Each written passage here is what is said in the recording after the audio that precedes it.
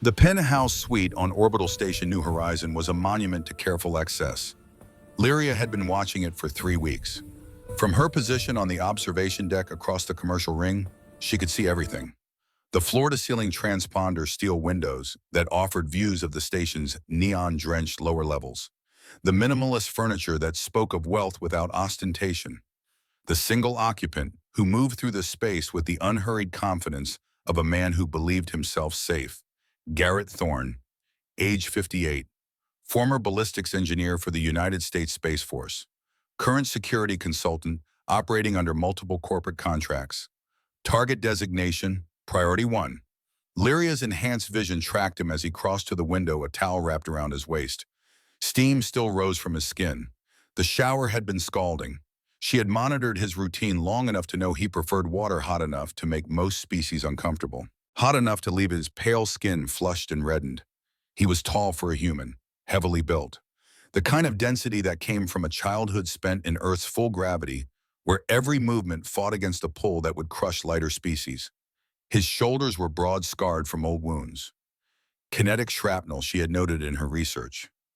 Ancient injuries from before energy shields became standard military issue. 47 contracts, 47 successful terminations. Lyria's record was flawless. This would be number 48. She felt nothing as she activated her camouflage suit. The tactical compression gear shimmered, then faded, bending light around her body until she became little more than a heat haze. Beneath the suit, her pink skin disappeared. Her blue eyes vanished. She was a ghost, a whisper, death-wearing silence. The light grid shield hummed to life across her form. Hexagonal patterns flickered in barely visible geometries. Military-grade protection, rated for plasma bolts. Particle beams, kinetic rounds up to 9 mm, traveling at subsonic velocities. She had walked through firefights without a scratch. The shield was expensive, reliable, perfect, just like her. Lyria moved across the observation deck with practiced grace. Her species had evolved on a world with 60% of Earth's gravity. Here on this rotating station that mimicked Earth normal conditions, she felt light, quick. Every movement was effortless economy. She reached the maintenance access point, overrode the security lock, with a thought transmitted through her neural interface and slipped inside. The maintenance arteries of New Horizon were a three-dimensional maze. Pipes and conduits and structural supports creating a hidden world between the polished surfaces where civilians walked. Lyria navigated it with the ease of someone who had spent years infiltrating secure facilities. Up 3 levels, across the commercial ring. Down a service shaft that brought her to the residential sector. Level 97, the penthouse level. She paused at the access hatch, checking her equipment one final time. Monofilament blade in her collar, plasma burner in her boot, neural scrambler in her belt, energy pistol at her hip. Every tool calibrated, every system optimal. This was supposed to be easy. The target was aging, alone, unguarded. The syndicate had provided minimal intel, which meant they considered this a routine elimination. A loose end to be clipped. Nothing more. Lyria felt a flicker of something that might have been contempt. Humans thought themselves clever. They built weapons, they engineered systems, they created technologies that other species refined and perfected. But at their core, they were still operating on principles thousands of years old. Kinetic force, chemical combustion, simple mechanics, primitive. She had been trained since adolescence in 17 forms of combat.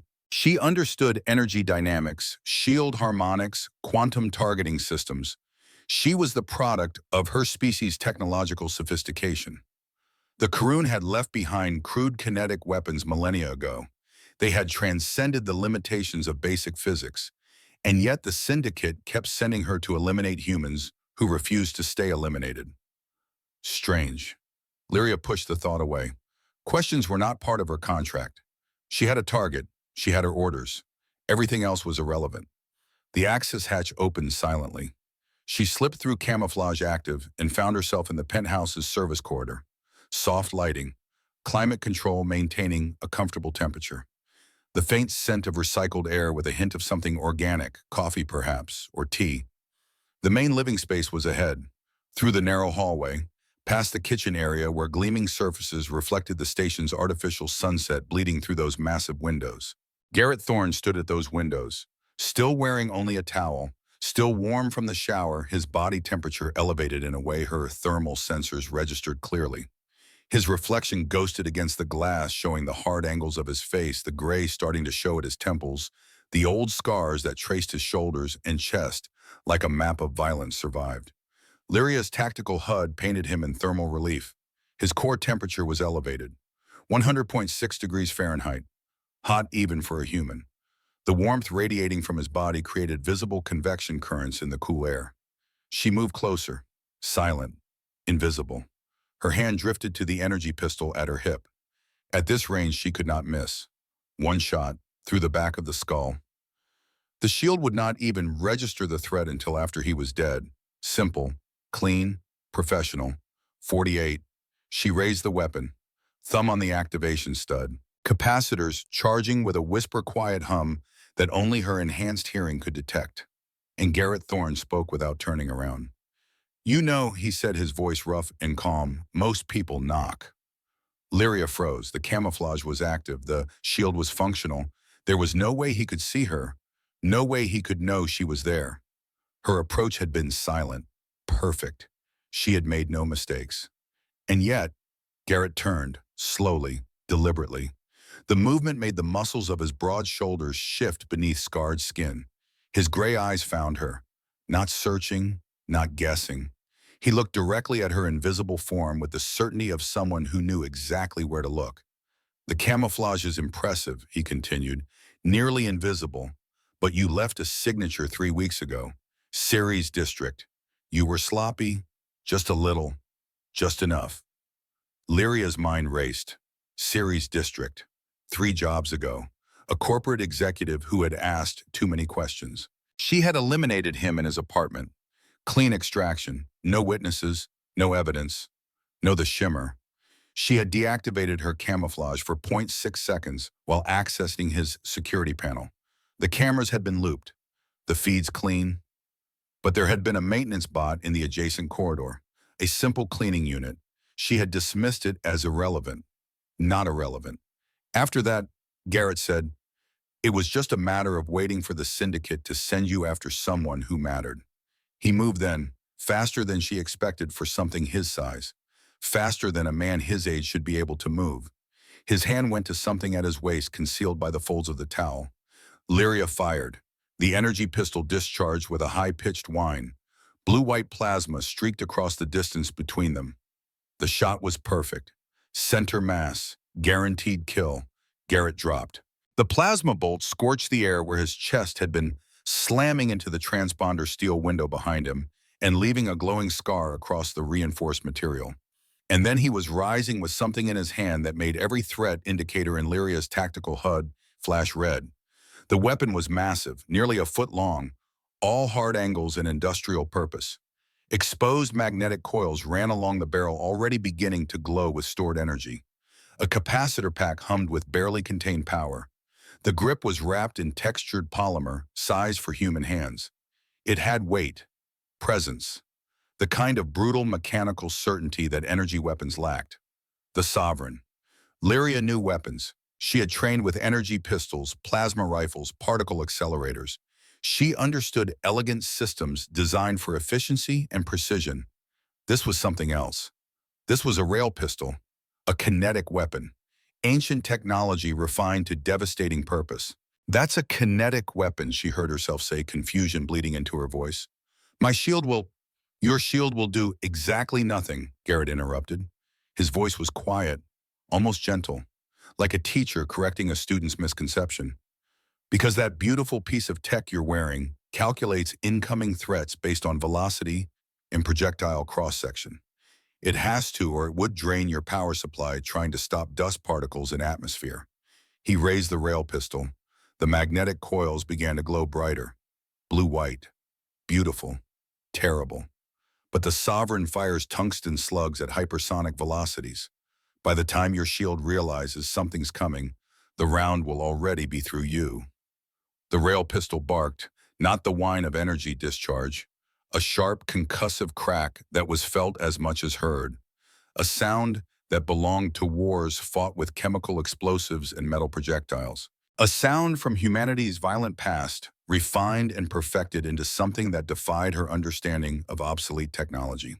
The tungsten slug crossed the distance faster than Lyria's enhanced reflexes could process. Her light grid shield never flickered. The shot slammed into the wall 3 inches from her head. The impact was catastrophic. Composite material designed to withstand micrometeorite strikes simply ceased to exist. The round punched through, continued through the wall structure, into the hallway beyond, and somewhere in the distance there was the sound of shattering glass and alarms beginning to wail. Dust and fragments showered Lyria's pink skin as her camouflage failed. The shock of the near miss had disrupted her suit's systems. She materialized fully visible, her blue eyes wide with something she had not felt in years. Genuine shock. That was a warning, Garrett said. The rail pistol remained steady in his hand. The next one won't be. Drop the weapon. Now. The energy pistol clattered to the floor. Its charge died with a descending whine. Lyria stood perfectly still. Her mind was racing through scenarios and outcomes. None of them were favorable. She was an elite silencer, trained since adolescence, 17 forms of combat, 47 successful contracts. She had infiltrated corporate fortresses. She had eliminated targets protected by military-grade security systems. She had never been outmatched by a human in a towel. Hands behind your head, Garrett said, moving forward with that strange, heavy grace, like something carved from denser material than flesh. Interlock your fingers. Lyria complied. Her pride burned like acid in her throat. Every instinct screamed at her to fight, to move, to do something. But the rail pistol remained trained on her center mass, and she had just witnessed what happened when elegant technology met brutal kinetic force. Garrett circled behind her. She felt his presence before he even touched her. Humans ran hot. Everyone knew that. Their metabolism was inefficient, wasting energy as thermal radiation. But experiencing it this close was different. It was like standing near a reactor core. Concentrated heat that spoke of biological processes running at intensities her species had never evolved to match. I'm going to check you for weapons and tech, Garrett said. Don't make this difficult. His hands started at her shoulders, patting down with professional efficiency, but there was no way to make this purely clinical. His palms were broad, rough with calluses. When they pressed against the compression suit, she could feel the weight behind them. Each touch was firm, thorough, utterly uncompromising. He found the monofilament blade in her collar first, the holdout plasma burner in her boot second, the neural scrambler in her belt third. Each piece of tech joined her primary weapon on the floor. You came prepared, Garrett observed. I always do. Lyria hated how her voice sounded, breathless, uncertain. She was supposed to be the predator, not the prey. When his hands moved to her waist, checking the seams of her suit for hidden compartments, she felt something shift in her tactical awareness. It was not fear exactly, it was something more primal. A recognition that the body in front of her was stronger, heavier, more physically imposing than anything she had trained against. That all her technological advantages meant nothing against someone who understood how to bypass them. The Karun prided themselves on technological superiority, on the elegance of energy weapons and shield systems. They viewed physical combat as a crude relic, something abandoned by civilized species. Garrett Thorne was a walking reminder that unrefined could be devastatingly effective. You're tense, he said quietly. His breath was warm against her pointed ear. You are holding me at gunpoint. True. His hands finished their search, finding nothing else. But that's not why you're tense.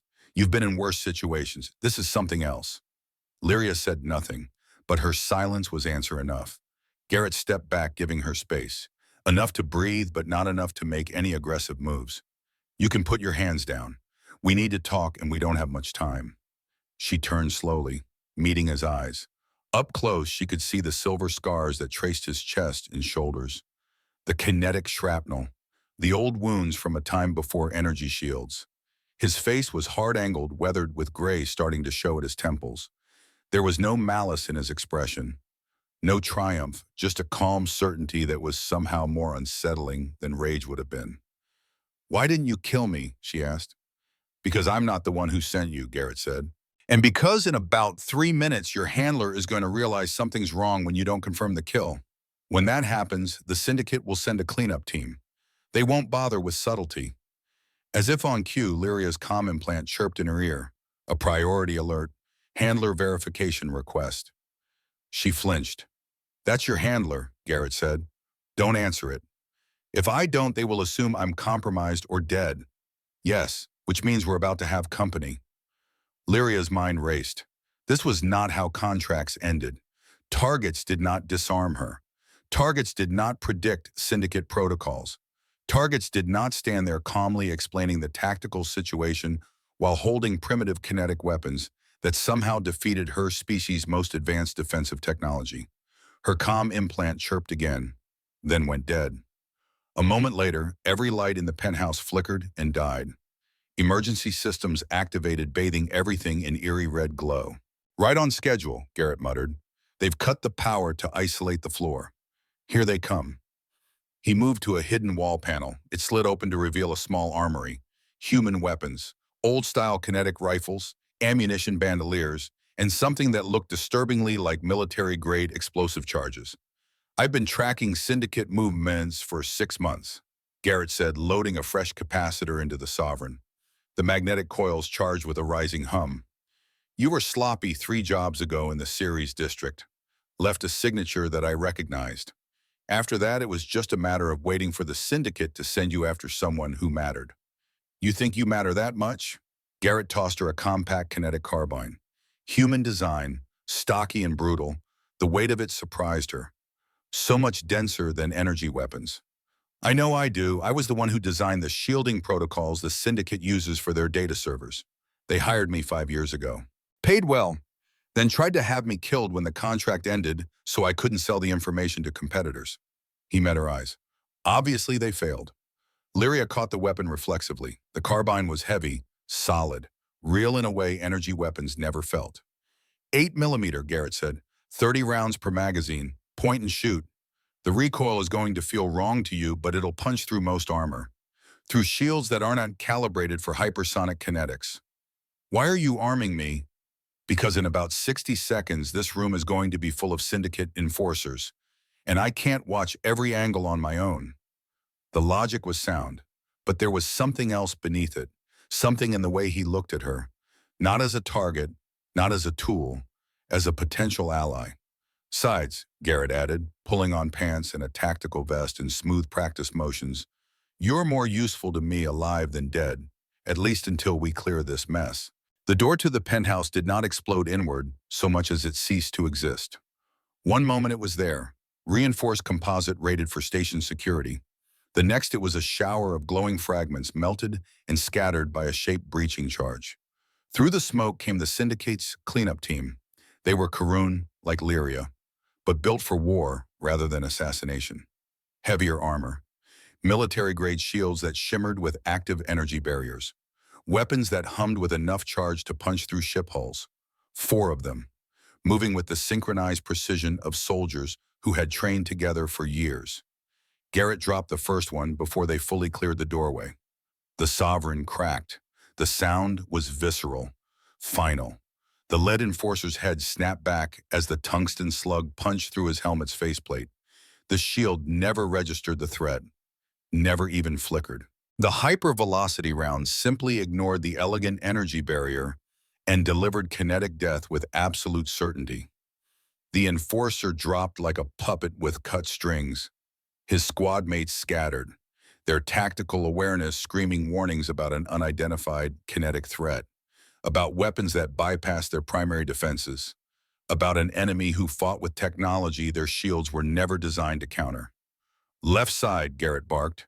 Lyria moved on instinct. The carbine kicked in her hands like a living thing. The recoil was savage, immediate, nothing like the smooth discharge of energy weapons. She fired in controlled bursts, the way her trainers had grudgingly taught her for ancient weapon scenarios, never expecting she would actually need the skill. The 8mm rounds tore into the second enforcer's knee joint, where armor segments overlapped, where shields provided minimal coverage because the joints needed flexibility, where kinetic rounds traveling faster than the shield could calculate simply punched through and shattered bone. He went down screaming, his shield flickering uselessly against impacts it could not calculate fast enough to stop. The remaining two enforcers opened fire. The penthouse erupted in light and heat. Plasma bolts scorched the air, leaving ozone trails and molten scars across furniture that had cost more than most people earned in a year. Lyria dove behind a structural column. The composite material offered minimal protection against energy weapons, but it broke line of sight. Gave her a second to think, to adapt. Garrett moved like something too heavy to dodge, but too aware to be caught. He used the room's architecture as cover, his broad body sliding behind pillars and walls with practiced efficiency. He fired twice more. Each shot was a thunderclap of mechanical precision. The Sovereign bucked in his hands, magnetic coils flaring blue-white as they accelerated tungsten death to speeds that made mockery of defensive calculations. The third enforcer took a round through his weapon's power pack. The resulting explosion sent him tumbling backward in a spray of sparks and shrapnel. His shield held against the blast, but offered no protection against the secondary fragments that tore into vulnerable joints. The fourth enforcer, realizing his shield was worthless against kinetic weapons, did something desperate. He triggered his armor's mobility overcharge and launched himself directly at Garrett. 6 feet of armored combat fury, moving faster than anything that size should be able to move. A ballistic trajectory that trusted momentum and mass over technological sophistication. Garrett did not dodge. He planted his feet, shifted his weight, met the charge head-on. The impact would have shattered bones in most species. Garrett grunted, absorbed the force through his legs and core. The impact resonated through the floor, and then he used the enforcer's momentum against him, grabbed the armored figure by the chestplate and hip, pivoted with the fluid brutality of human wrestling instinct, slammed the enforcer into the floor hard enough to crack the composite. Then he pressed the Sovereign's barrel against the joint where helmet met chest armor, and fired.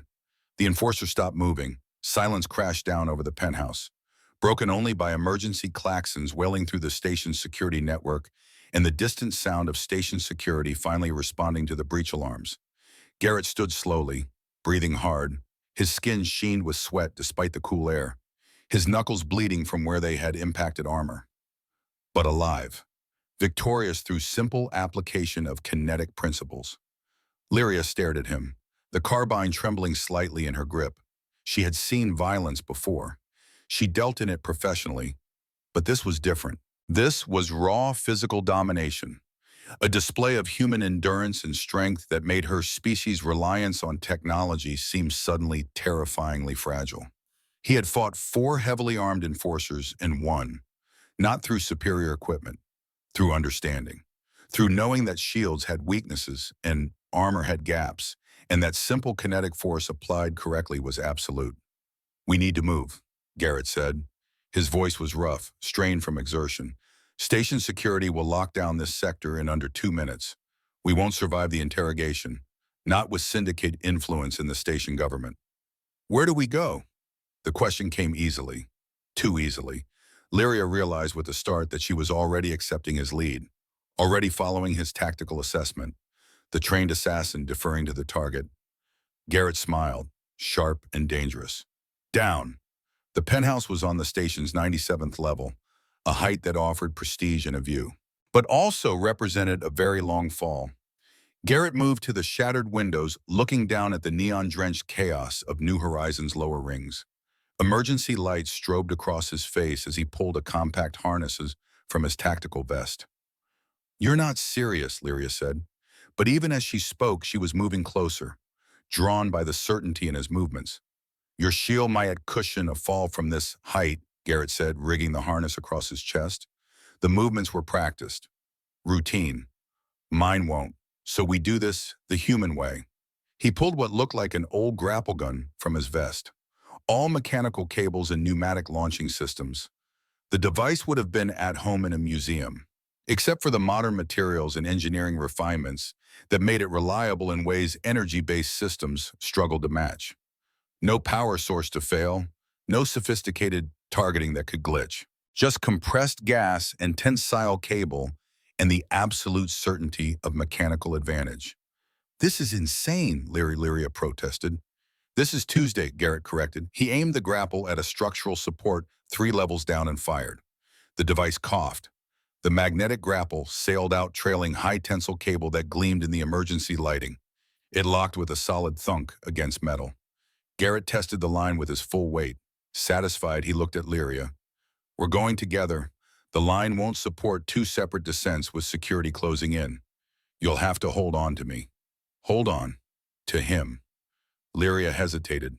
Professional protocols screamed warnings. Physical contact compromised tactical mobility. Relying on another operator violated every principle of solo infiltration. Trusting someone else with your life was how operatives died. But the alternative was syndicate interrogation or station security detention. Both led to death. Now Lyria. The use of her name spoken in that calm, absolute tone made her move.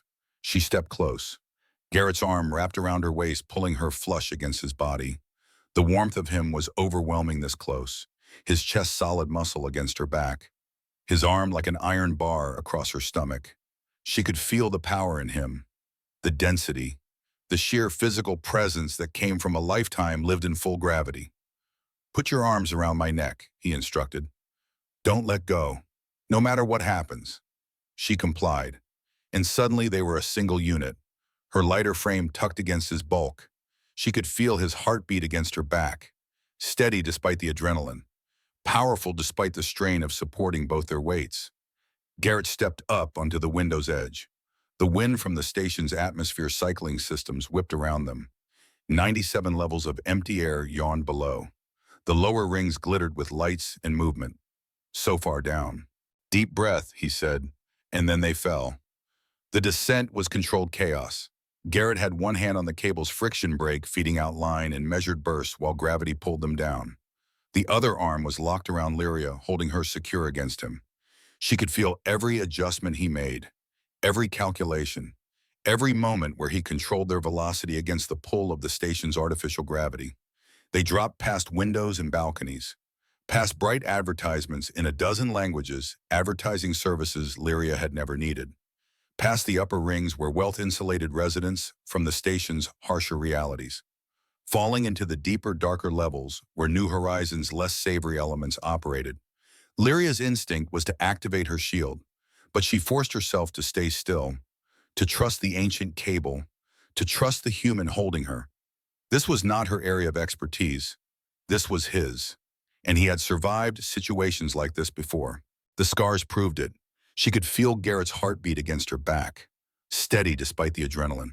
His breath was warm against her ear, his body heat almost painful where they touched, but also reassuring, solid, real, dependable in a way sophisticated systems never were.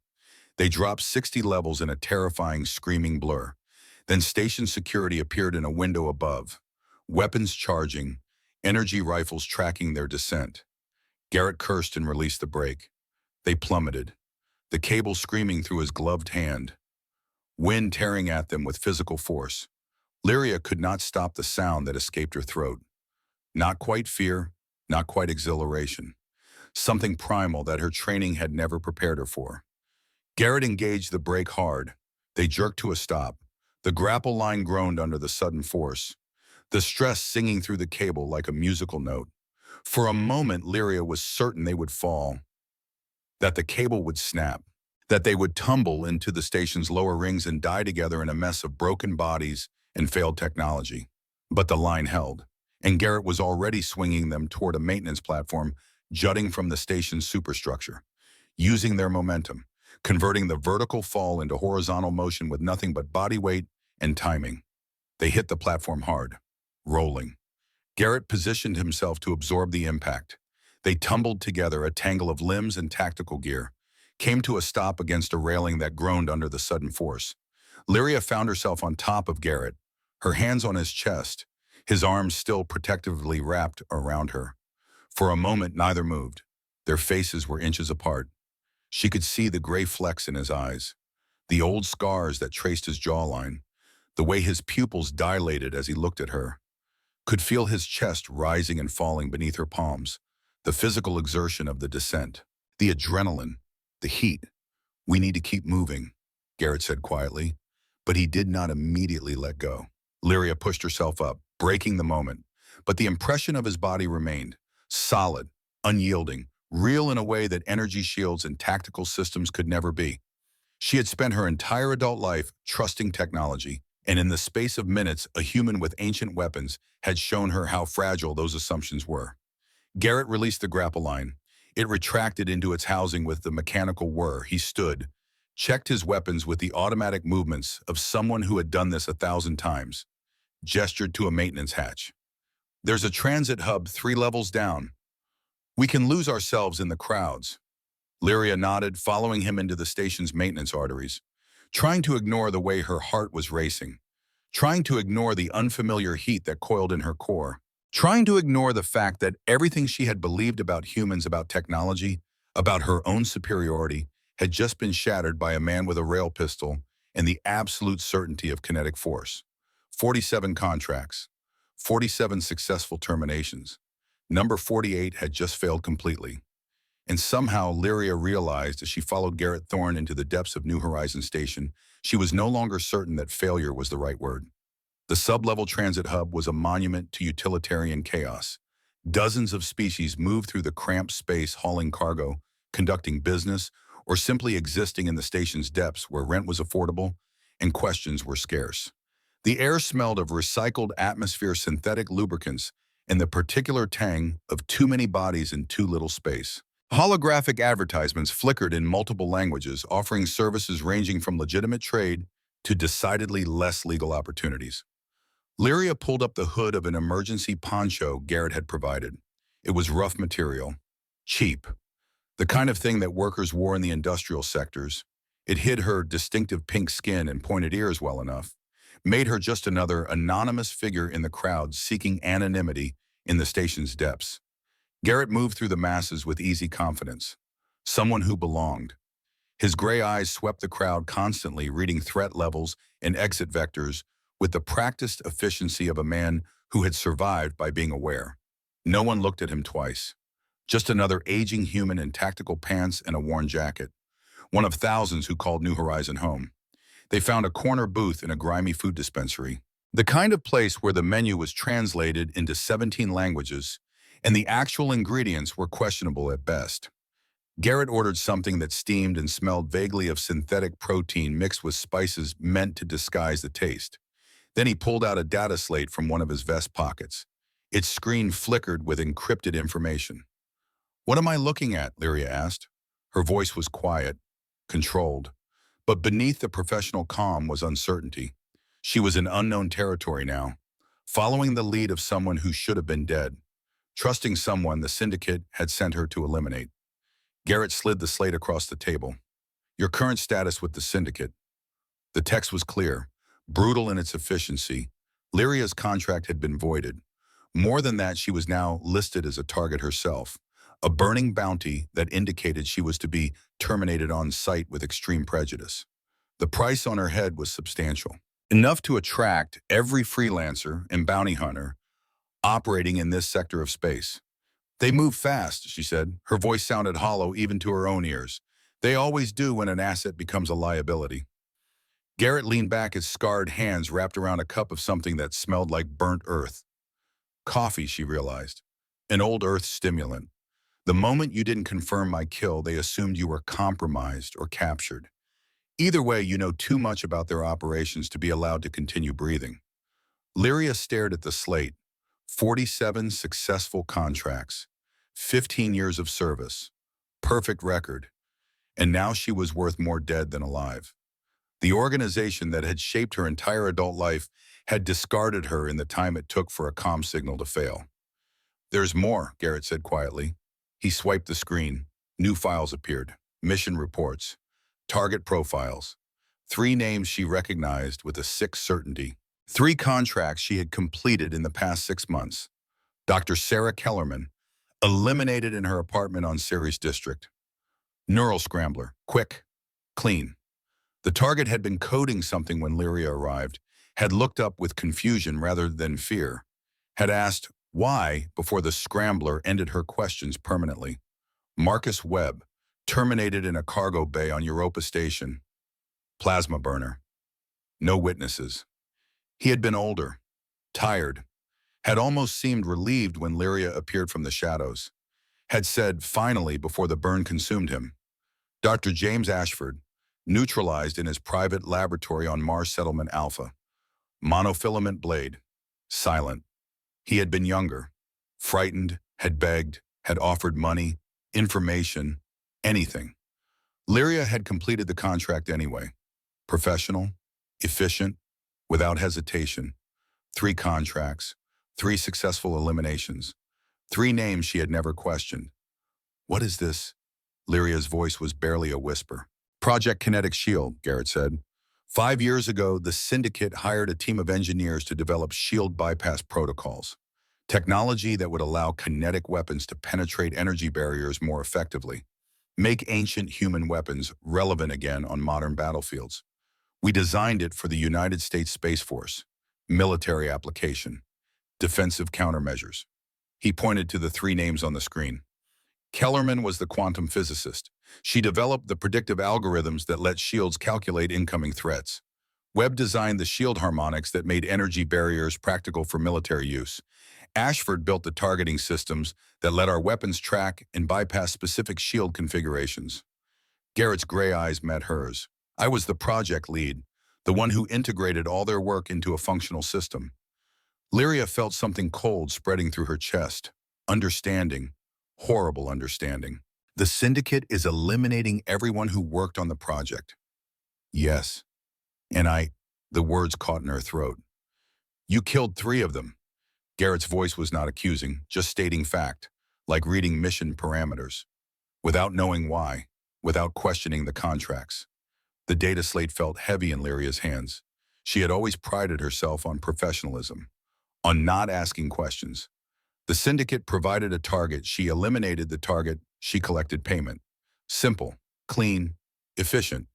She had never considered that she might be a tool in something larger, something darker, that her perfect record was built on eliminating people who had committed no crime except knowing too much.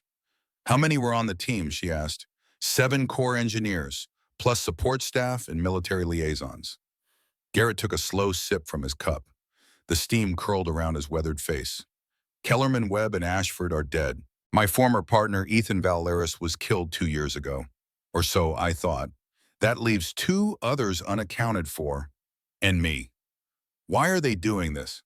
Because the technology we developed is valuable, extremely valuable, and the Syndicate doesn't want anyone who understands it talking to competitors, or worse, talking to regulatory authorities about what they plan to do with it. Lyria set down the slate, her hands were shaking. She had killed people before, dozens of them, but those had been contracts, targets, abstract designations on mission briefs, professional eliminations where she never learned their names or stories or the work they left unfinished. Kellerman had been real, a woman with a life, with research she cared about, with colleagues who had respected her expertise, and Lyria had ended her for asking questions, for knowing too much, for being inconvenient to people who valued profit over lives. You're thinking you're a monster, Garrett said. His voice was gentle. Understanding. Aren't I? You're someone who was used by monsters. There's a difference. He leaned forward. The question is, what are you going to do about it? Lyria looked at him, this human who had disarmed her, who had saved her, who was now offering her something she had never had before. A choice at the moment. What do you propose, she asked. The Syndicate has a server farm in the industrial district, 3 levels below this hub. It's where they store operational data, contracts, bounties, everything that makes their organization function. The facility is protected by energy shields, automated defenses, and a security team trained to repel exactly the kind of infiltration you specialize in. Impenetrable by conventional standards. By conventional standards, yes. Garrett smiled, sharp and dangerous. But your agility and technical knowledge combined with my approach to problem solving makes us effective. You know the security protocols. You understand Karun systems from the inside. I know how to bypass energy-based defenses using mechanical principles. He met her eyes. Together we're a solution the Syndicate won't anticipate. We erase both bounties from their servers, wipe our files from their systems. We buy ourselves time, maybe even freedom. And if we fail, then we die knowing we tried to fix what we helped break. Garrett stood, leaving payment on the table. Station credits in anonymous denomination. There's a HAB unit I keep for situations like this. It's not much, but it's secure. You'll need rest. We'll need equipment. And you need to decide if you're willing to do this. Lyria followed him through the transit hub's maze of corridors. Her mind was churning. Everything she had believed about her purpose, her career, her identity was unraveling. She was not an elite assassin who had earned her position through skill and dedication. She was a blunt instrument wielded by people who considered her as disposable as the targets she eliminated. The thought should have made her angry. Instead, it made her curious. Curious about this human who treated her like a person instead of a tool. Curious about kinetic weapons that ignored elegant technology. Curious about what it meant to choose her own path instead of following orders. The industrial HAB unit was exactly as advertised. Not much.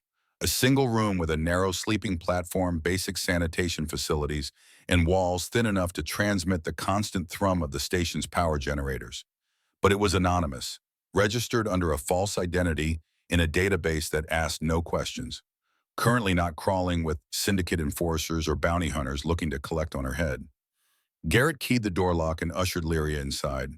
The space felt even smaller with both of them in it.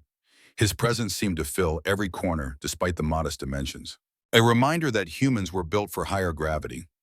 Denser, taking up space in ways her lighter species never could. "There's a shower through there," he said, gesturing to a narrow partition. "Water's recycled, but it's clean. Temperature controls are standard. I'll see if I can source us some proper equipment for tonight." Lyria nodded, suddenly aware of the adrenaline crash settling over her. Her compression suit was torn in places from the firefight. She could smell the sharp tang of plasma discharge on the fabric, could feel the ache in muscles pushed beyond normal limits during their escape. She moved to the shower cubicle, then paused. "Garrett," he turned, one hand on the door, ready to leave, to give her privacy, to maintain the professional distance that the situation demanded. "Thank you for not killing me, for everything." Something shifted in his expression, softening the hard angles, making him look less like a weapon and more like a person. "Get cleaned up. Rest if you can. We have a long night ahead." The shower was functional, the water was hot. Lyria let it wash away the grime and tension. She stood under the spray, her mind replaying the events of the last few hours. The shock of Garrett's rail pistol, the weight of his hands during the search, the absolute certainty of his arms around her during their descent, his body temperature against her back, the way he had looked at her on the maintenance platform. She had killed people for profit. She had infiltrated secure installations. She had lived in the shadows of galactic society. She was trained to be emotionless, professional, untouchable. But she could not stop thinking about how Garrett had treated her. Not as a target, not as a threat, as someone worth saving, worth trusting, worth offering a choice. When she emerged from the shower, she found one of Garrett's old shirts folded on the sleeping platform. It was huge on her smaller frame, hanging to her thighs. The fabric was soft from repeated washing. It smelled like him, like thermal energy and machine oil, and something distinctly human that her species had no equivalent for. Garrett had returned with supplies. He looked up from where he was field stripping the Sovereign, and something flickered across his face before he controlled it. A moment of appreciation, of awareness. Then professional distance reasserted itself. "Found us some gear," he said. His voice was carefully neutral. "Breaching charges, EMP grenades, fresh power cells for your shield, and food. Real food, not station dispensary protein." Lyria sat on the sleeping platform, accepting the meal packet he offered. They ate in companionable silence, but the tension between them was building. Every glance held weight. Every accidental brush of hands as they passed supplies created sparks of awareness. "Tell me about human ballistics," Lyria said finally, needing to fill the silence with something other than her racing thoughts. Why did humans never abandon kinetic weapons when energy systems became available? Garrett looked up from where he was reassembling his pistol. His hands moved with practiced precision, the movements automatic after decades of repetition. Because energy weapons require power sources that can fail. Shields require calculations that can be tricked. but fundamental principles. He chambered around with a decisive click. Universal constants don't betray you. A dense object moving fast enough will always penetrate, will always deliver energy to the target. It's simple, reliable, utterly predictable. He held up the Sovereign, letting light from the HAB unit's single fixture gleam along its barrel. The weapon was brutal in its honesty. No elegant curves, no sophisticated interfaces, just metal and magnetic coils and the absolute certainty of kinetic force. This weapon represents 10,000 years of human warfare distilled into its purest form. Projectile, velocity, impact. We never abandoned kinetic weapons because we understood something fundamental. He paused. The universe doesn't care about sophistication. It cares about results. Lyria found herself leaning forward, captivated by the passion in his voice, the absolute conviction. The galaxy thinks humans are archaic for still using these weapons. The galaxy mistakes our methods for our capability, Garrett said. They think because we still build with steel and fire bullets, we must be less advanced. They don't realize we chose these methods because they work, because they're honest in ways energy weapons aren't, because when every sophisticated system fails, kinetic force remains absolute. He set the pistol down and met her eyes. Your people, the Karun, you build beautiful technology, elegant shields, precise energy weapons, systems that interface directly with neural pathways. It's impressive, sophisticated, but you've forgotten something humans never could. The value of endurance, of reliability, of systems so simple they can't fail because there's nothing to break. Lyria's breath caught. He was not just talking about weapons anymore. Your scars, she said softly, the kinetic shrapnel marks. When did you get them? Garrett's hand moved unconsciously to his chest, tracing the silvered lines that marked him.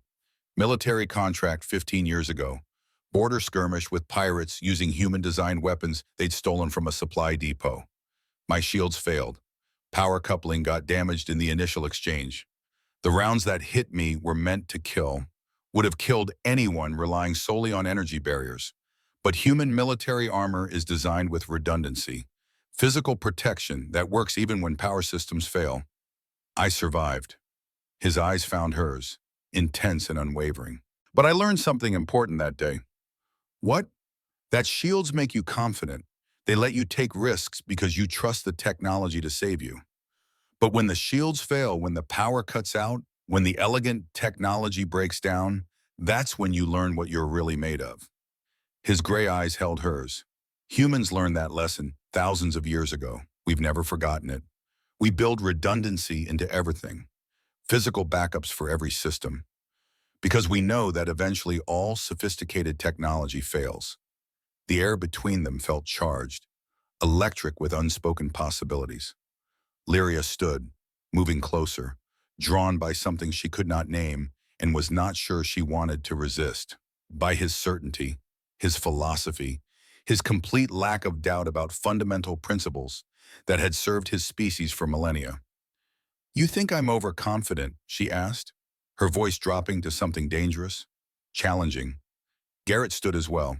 Suddenly they were close enough that she could feel his warmth, close enough to see the gray flecks in his eyes, the old scars on his jaw, the way his breathing changed when she stepped into his personal space. I think you're extraordinary, but I think you've relied on technology your whole life, been trained to trust systems over instinct, and you've never had to test yourself without those advantages. And you want to test me? I want you to understand what you're capable of, Garrett said. His voice was rough, strained, without shields, without sophisticated weapons, just you. Just your skills and intelligence and the choices you make. Lyria reached up, her hand finding his chest, feeling the old scars beneath her palm, the strong, steady beat of his heart, the warmth of human metabolism running at intensities her species had never evolved to match. But before anything more could happen, her comm implant chirped. They both froze. That's impossible, Lyria whispered. Stepping back, the moment shattered. I disabled external connections after the penthouse. The chirp came again, insistent. Priority override that bypassed her security protocols. Garrett's hand moved to the Sovereign, professional instinct reasserting itself. Who has priority access to your implant? Only my handler, Director Kyle. Don't answer it. His voice was command, certain. But Lyria's mind was racing. Kale had trained her, had mentored her for 15 years, had been the closest thing to family she had ever known. If anyone might offer a way out of this mess, it would be Kale. If anyone understood the complexities of syndicated politics and might negotiate her survival, it would be her handler. I need to know, Lyria said. I need to understand why she sent me after you. Why 3 engineers are dead and more are targeted. There has to be a reason. Lyria, this is my choice, Garrett. She met his eyes, remembering his words, about testing herself, about understanding what she was capable of. You said I needed to make my own decisions. This is me deciding. I need answers. Garrett studied her for a long moment, then nodded slowly, reluctantly. I'll be right here. If anything goes wrong, cut the connection immediately. Don't let her manipulate you. Lyria activated the comm, audio only, no video feed. She was not ready to let KL see where she was, who she was with.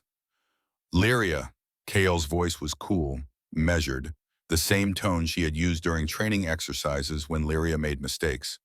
Clinical assessment without emotion. You missed your confirmation window. The target was prepared. He knew I was coming, knew about Ceres District. Lyria kept her voice professional, reporting facts, not revealing the confusion and anger churning beneath. Yes, Garrett Thorne is resourceful, observant. That's why I chose you specifically for this contract. Something in Kale's tone made Lyria's skin prickle. A satisfaction that went beyond professional pride. Chose me specifically. You were always meant for him, Lyria, from the beginning. Kale's voice remained clinical, detached, like discussing technical specifications rather than a person's life. I made you perfect for this target. Your skills, your training regimen, even your psychological profile. Everything was designed to maximize success probability against Garrett Thorne specifically. The words hit like a physical blow. What are you saying? Lyria's voice was barely a whisper. Garrett had moved closer, close enough to hear, his expression darkening with understanding that she was only beginning to grasp. I've been preparing you for 15 years. Kale's tone remained clinical, a scientist discussing a successful experiment. The syndicate identified Thorne as a long-term threat 5 years ago when he completed Project Kinetic Shield. But eliminating him required someone exceptional, someone who could infiltrate his defenses, someone who understood technical systems well enough to bypass his security, someone he wouldn't expect until too late. Kale paused, and when she continued, there was something that might have been pride in her voice. You are my masterpiece, Lyria, the perfect tool forged over 15 years. Every mission carefully selected to build the exact skill set needed. Every training exercise designed to create the operator who could succeed where others would fail. You were built for one purpose, to eliminate Garrett Thorne. Tool. The word echoed in Lyria's mind, repeated, reinforced, not agent, not operator, not even assassin. Tool. An instrument crafted for a single function, disposable once that function was served. The contract is still active, Kale continued, voice shifting to something that might have been persuasion. Return to designated extraction point. Eliminate Thorne. Your previous failure will be overlooked. Written off as initial contact difficulty, you'll be promoted to senior silencer. Full access to syndicate resources. Command of your own team, everything you've worked for.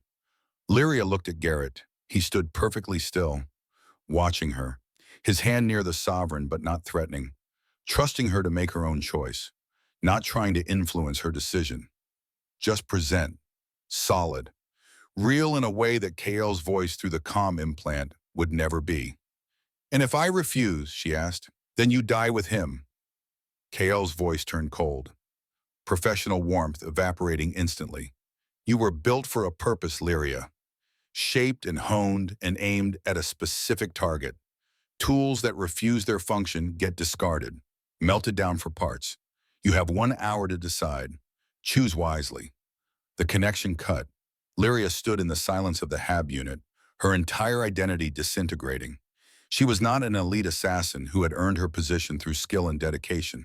She was a manufactured weapon, shaped and honed and aimed at a single target over the course of 15 years. Every mission, every training session, every piece of praise or criticism, all orchestrated, all false, all designed to create the perfect instrument for eliminating one specific human. 15 years of believing she was special, chosen, exceptional, on all of it a lie. Lyria, Garrett's voice was gentle, understanding. You don't have to. She reached up to her temple, found the small port where the comm implant connected to her neural interface. The syndicate had installed it when she was 18. Standard equipment for field operatives. Encrypted, secure, supposedly permanent integration with her nervous system. Removal required surgical facilities and weeks of recovery, or so they claimed. Lyria dug her fingers into the port. The pain was immediate and intense. Neural connections screaming protest as she forced her fingers deeper, tearing at the implant that had defined her entire adult life, that had made her believe she was making choices when every decision had been guided, shaped, manipulated by voices in her head telling her what mattered and what didn't. Blood ran down her temple, pink against pink skin.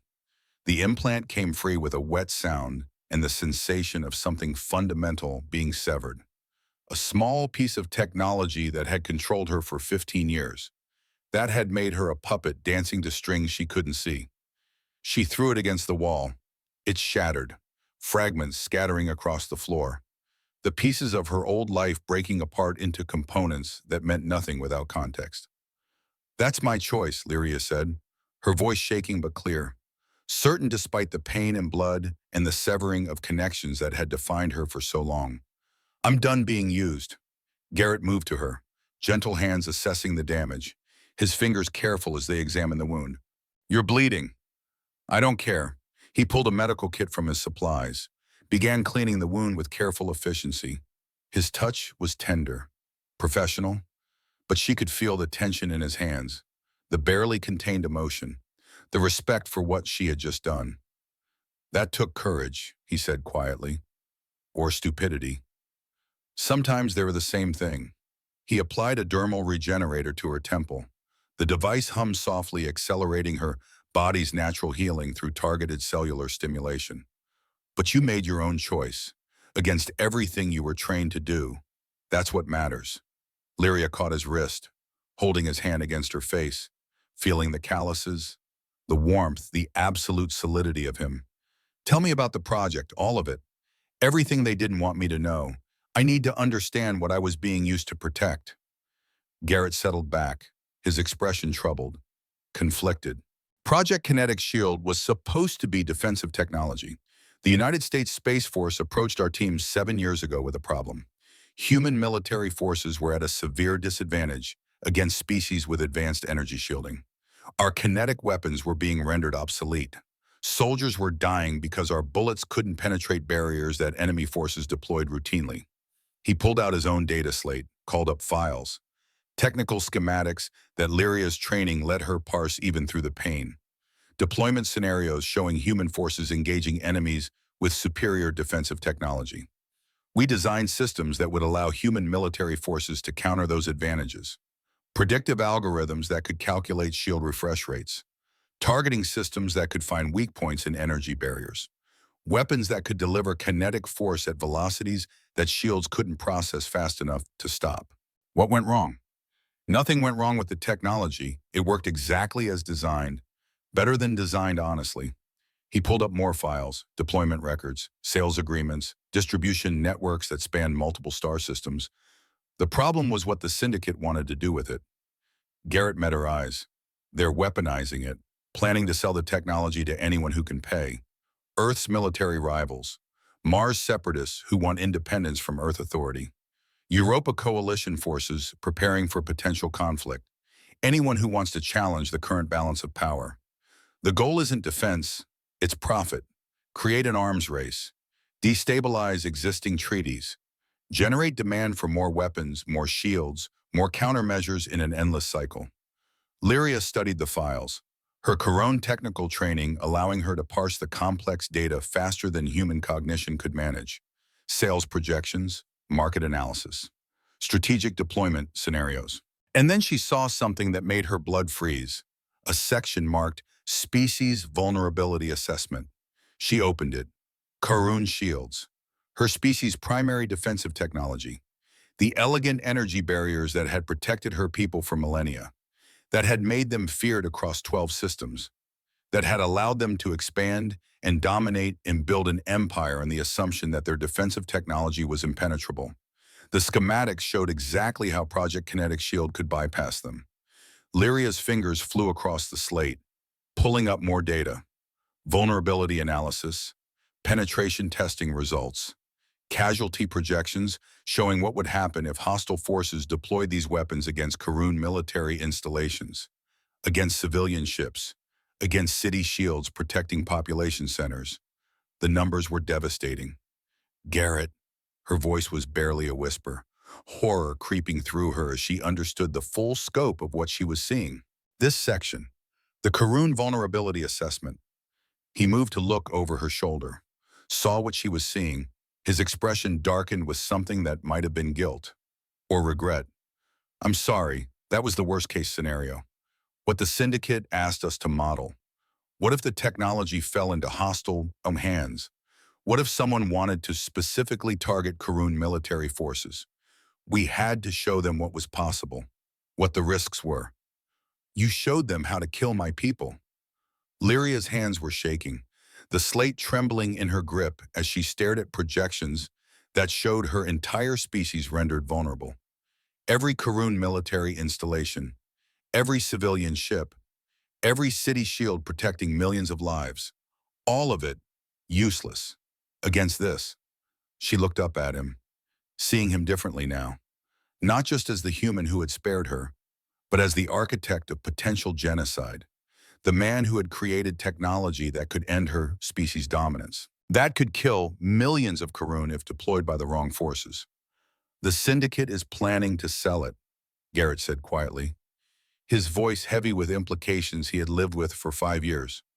To your people's rivals, to anyone who wants to break Karun dominance in the outer sectors, to factions that have been waiting decades for a way to challenge your military without committing suicide.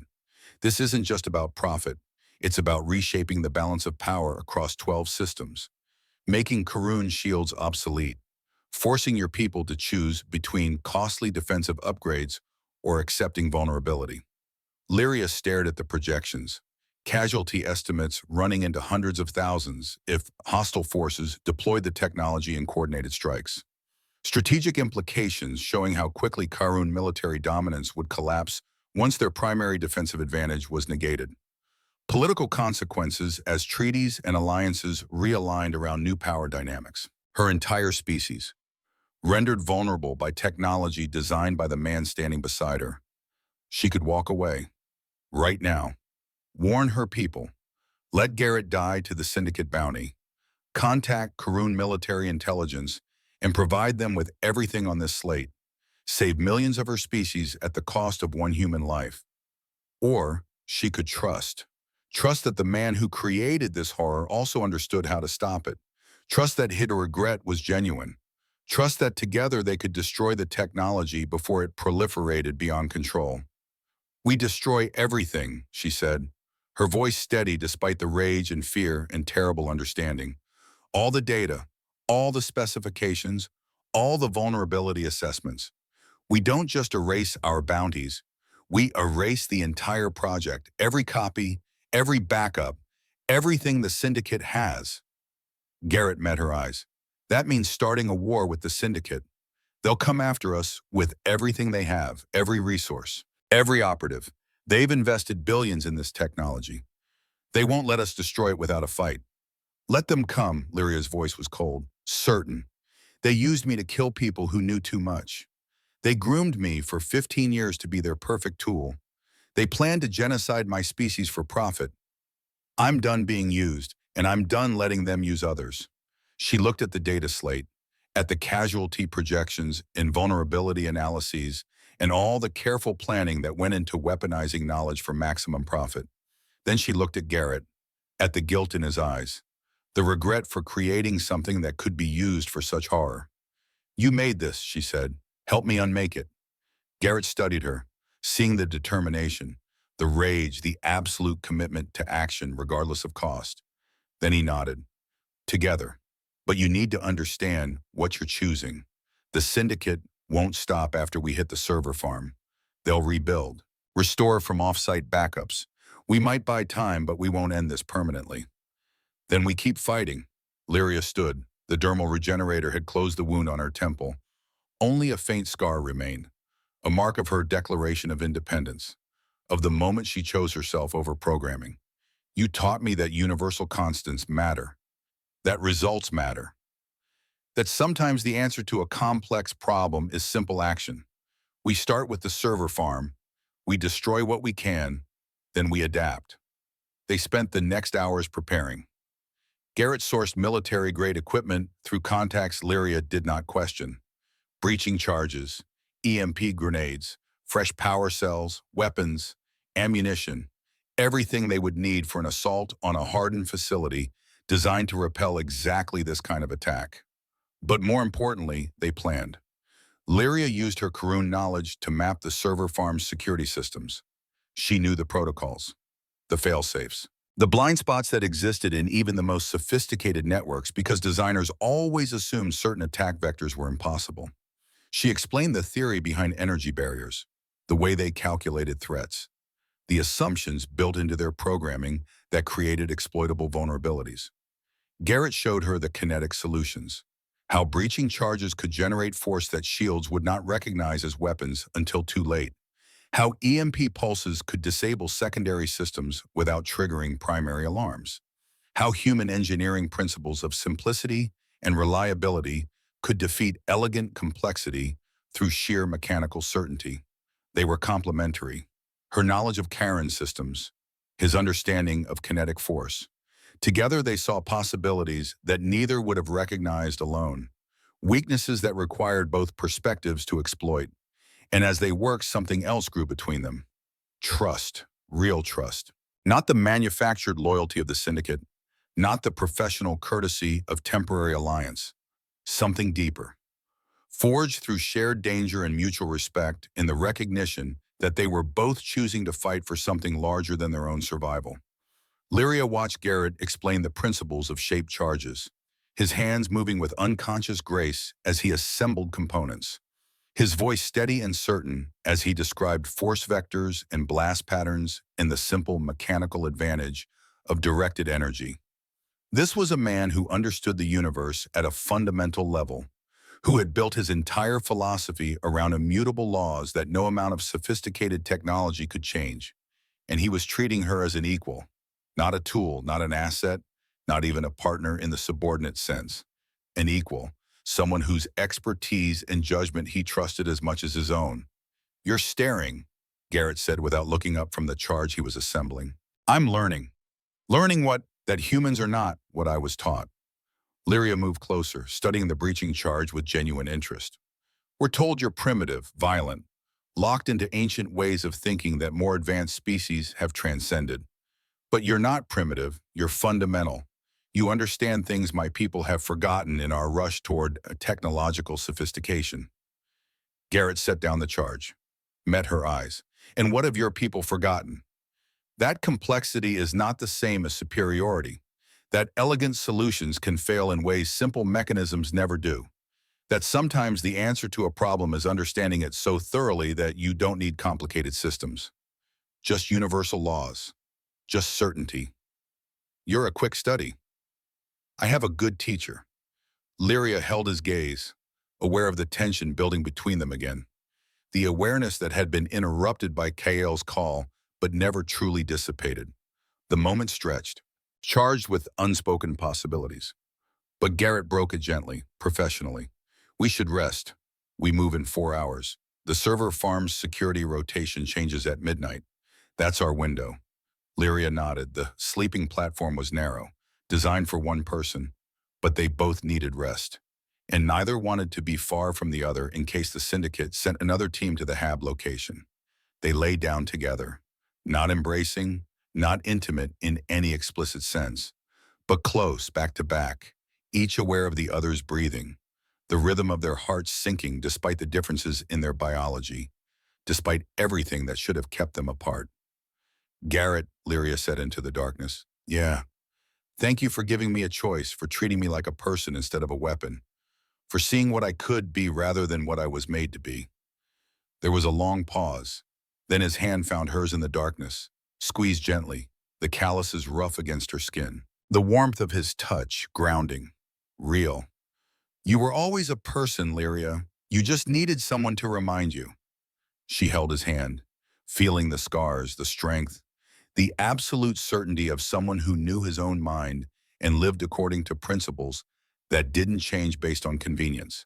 And for the first time in 15 years, Lyria felt like she was exactly where she was supposed to be, not following orders, not completing contracts, not being the perfect tool someone else had shaped, just existing as herself, making her own choices, fighting for something she believed in rather than something she had been programmed to accept. When they woke, it was time. Garrett checked his weapons with methodical care. The Sovereign, a backup kinetic pistol, ammunition, breaching charges, every piece of equipment tested and verified against the possibility of failure. Lyria donned her compression suit, repaired the tears with emergency patches that would hold for one more mission, calibrated her shield, not because she expected it to save her against kinetic weapons, but because it might buy precious seconds against energy fire from Syndicate security forces. She strapped on the monofilament blade, the plasma burner, but also the human carbine Garrett had given her. 8mm kinetic rounds, brutal and effective. The recoil still felt wrong, but she was learning to compensate, to accept the physicality of human weapons as a feature rather than a flaw. They stood at the door of the HAB unit, ready to leave safety behind, ready to assault a facility designed to be impenetrable, ready to fight an organization that had shaped both their lives and was now trying to end them. Last chance to reconsider, Garrett said, but his tone suggested he already knew her answer. Lyria looked at him, this human who had shattered her worldview and rebuilt it with physics and trust. I'm done reconsidering. I'm done following orders from people who see me as a tool. This is my choice. We do this together. Garrett smiled, sharp and dangerous and somehow reassuring. Together. They stepped into the corridor, leaving behind the small, safe space they had shared, moving toward the industrial district, toward the server farm, toward a confrontation with the syndicate that had controlled both their destinies for so long. Lyria had been sent to kill Garrett Thorne. Instead, she had found something she never knew existed: purpose, partnership, and the absolute certainty that universal principles, not programming, would determine her future. The server farm waited, 3 levels below, protected by energy shields and automated defenses and an organization that thought itself untouchable. They were about to teach the syndicate a fundamental lesson: that sometimes the most sophisticated defense fails against simple, brutal kinetic force, and that two people choosing to fight together were more dangerous than any weapon ever designed.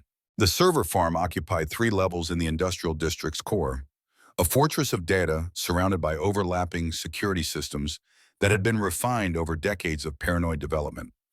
Energy barriers hummed at every entrance, cycling through frequencies designed to counter multiple threat types. Automated turrets tracked movement with lethal precision, their targeting algorithms updated hourly to counter new infiltration techniques. Somewhere inside, a security team monitored feeds from 1,000 cameras, watching for threats both external and internal. Lyria watched from a maintenance catwalk concealed in shadows while her enhanced vision mapped the facility. She had spent the last hours studying approaches, analyzing weak points, building the assault plan in her mind with the same methodical precision she had once applied to contracts. Except this time, she was not following someone else's orders. This was her operation, her choice, her plan. 4 main entrances, she murmured. Garrett stood beside her, close enough that she could feel his thermal presence in the cold industrial air. All protected by high-grade energy barriers calibrated to stop plasma particle beams and solid projectiles up to 50 caliber. They've considered kinetic threats, just not hypersonic ones. She pointed to sensor clusters mounted at regular intervals. Internal sensors will detect shield signatures, unauthorized electronics weapons above a certain energy threshold. Standard security protocol for facilities storing sensitive data. But the barriers are designed around predictable threats. They're expecting sophisticated infiltration, electronic warfare, social engineering, not mechanical force. Garrett nodded, studying the facility with the practiced eye of someone who had designed similar security systems. That maintenance portal, secondary access for hull repair crews.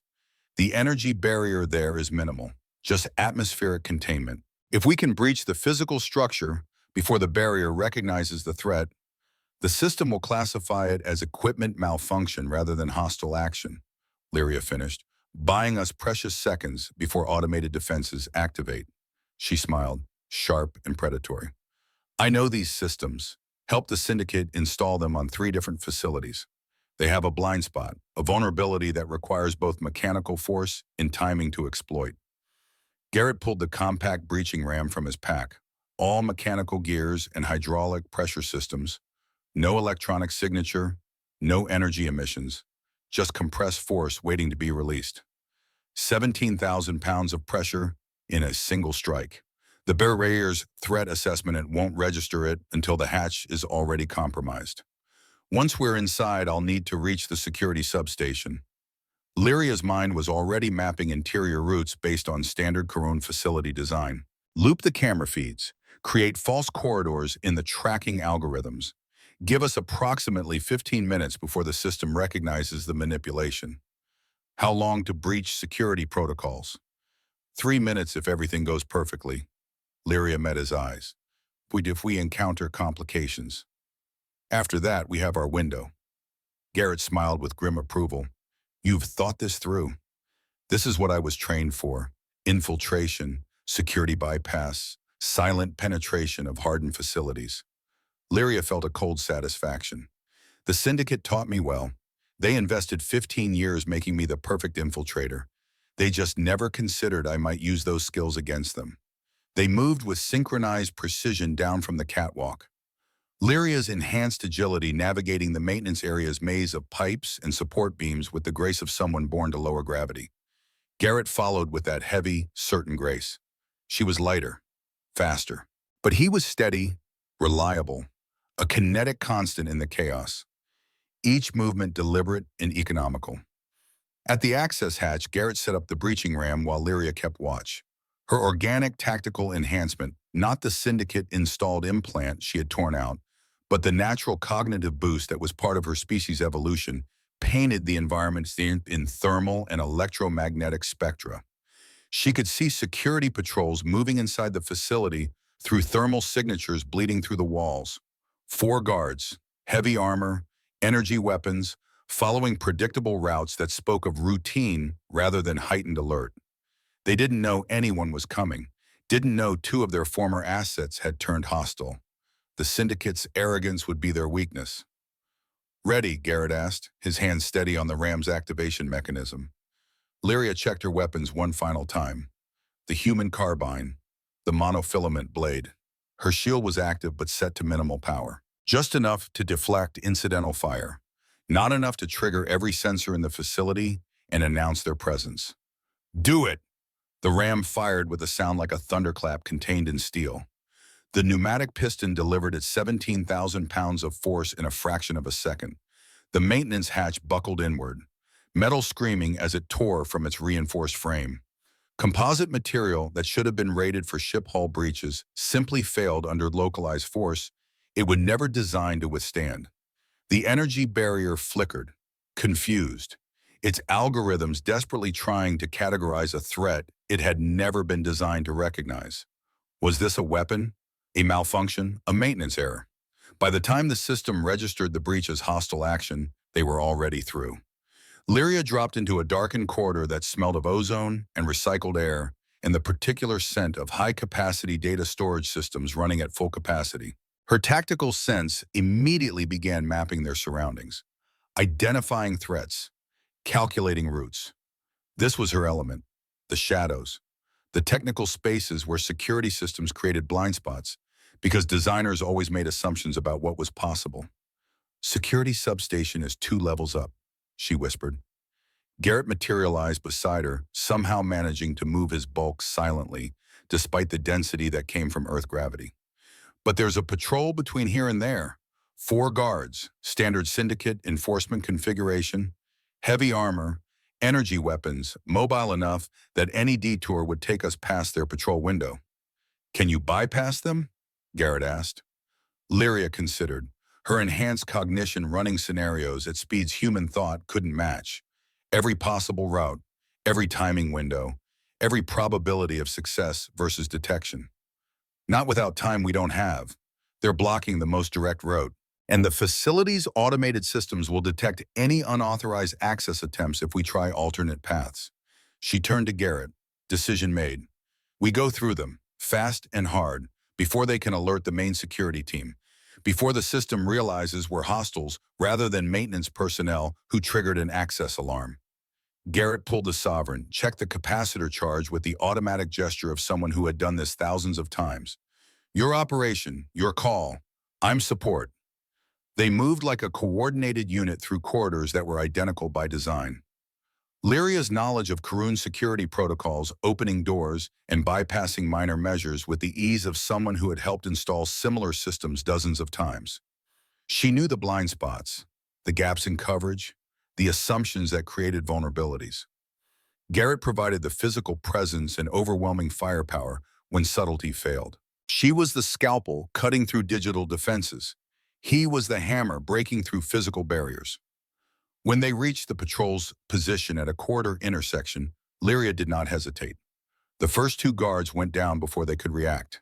Garrett's tungsten slugs punching through their helmet optics with surgical precision.